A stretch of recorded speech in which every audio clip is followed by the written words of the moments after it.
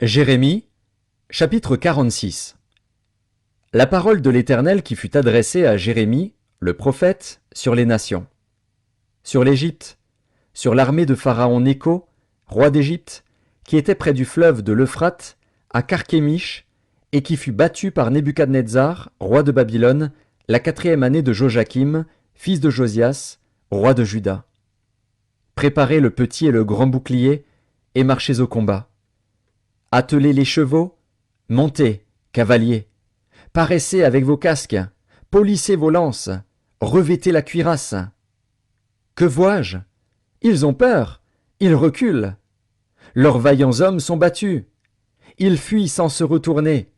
L'épouvante est de toutes parts, dit l'Éternel. Que le plus léger ne trouve aucun salut dans la fuite, que le plus vaillant n'échappe pas. Au septentrion, sur les rives de l'Euphrate, il chancelle, il tombe.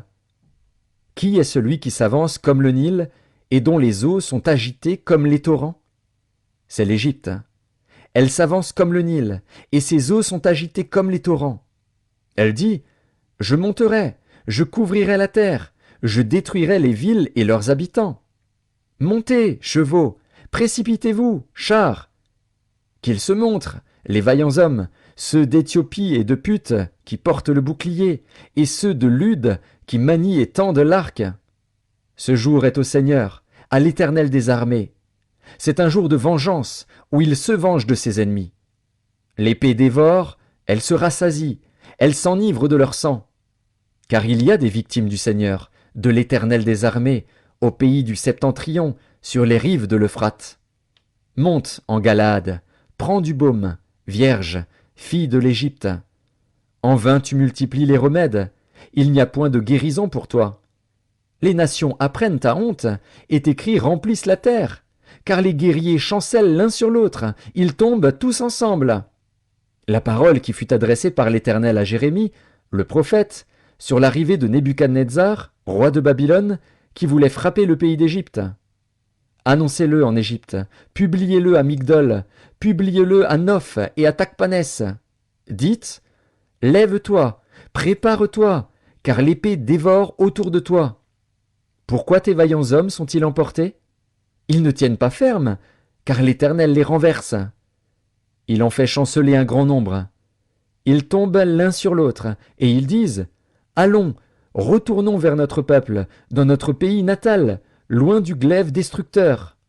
Là, on s'écrie, Pharaon, roi d'Égypte, ce n'est qu'un bruit.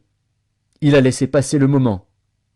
Je suis vivant, dit le roi, dont l'Éternel des armées est le nom, comme le Tabor parmi les montagnes, comme le Carmel qui s'avance dans la mer. Il viendra. Fais ton bagage pour la captivité, habitante, fille de l'Égypte. Car Noph deviendra un désert, elle sera ravagée, elle n'aura plus d'habitants. L'Égypte est une très belle génisse. Le destructeur vient du septentrion. Il arrive. Ses mercenaires aussi sont au milieu d'elle comme des veaux engraissés. Et eux aussi, ils tournent le dos. Ils fuient tous sans résister. Car le jour de leur malheur fond sur eux, le temps de leur châtiment.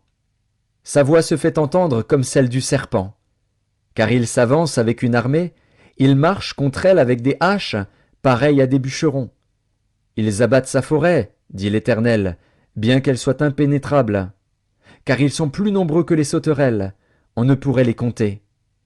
La fille de l'Égypte est confuse, elle est livrée entre les mains du peuple du septentrion. L'Éternel des armées, le Dieu d'Israël, dit, voici, je vais châtier Amon de No, Pharaon, l'Égypte, ses dieux et ses rois, Pharaon et ceux qui se confient en lui. Je les livrerai entre les mains de ceux qui en veulent à leur vie, entre les mains de Nebuchadnezzar, roi de Babylone, et entre les mains de ses serviteurs. Et après cela, l'Égypte sera habitée comme au jour d'autrefois, dit l'Éternel. Et toi, mon serviteur Jacob, ne crains pas, ne t'effraie pas, Israël, car je te délivrerai de la terre lointaine, je délivrerai ta postérité du pays où elle est captive. Jacob reviendra, il jouira du repos et de la tranquillité, et il n'y aura personne pour le troubler. Toi, mon serviteur Jacob, ne crains pas, dit l'Éternel, car je suis avec toi. j'anéantirai toutes les nations parmi lesquelles je t'ai dispersé, mais toi, je ne t'anéantirai pas. Je te châtierai avec équité, je ne puis pas te laisser impuni.